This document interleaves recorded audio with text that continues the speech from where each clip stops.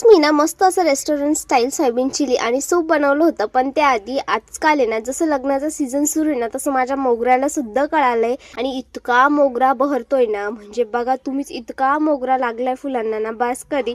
आणि तो बघितला ना की मनच आवरत नाही, असं वाटतं लगेच जाऊन तोडावं. आणि मी ना असं तोडलं आणि मस्त असं केसांमध्ये लावलं. त्यानंतर ना आज गोठ्यातली सगळी कामे आम्हाला दोघांनाच करायची होती, कारण आज भाऊ घरी नव्हते आणि कामं करून आहे ना असं निवांत आम्ही बसलो होतो. मग आम्ही दोघांनीच आहे ना खुटी टाकली आणि हे बघा सगळ्या गाईंचं छान खुटी खायचं काम चाललं होतं आणि आम्ही असं मस्त बसलो होतो.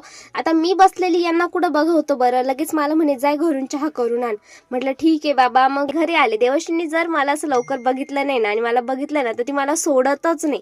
तिचं असतं आई तू मलाच घे. त्यानंतर आहे ना मी इथे व्हिडिओ काढते म्हणून तिला नुसतं तो फोन घ्यायचा होता.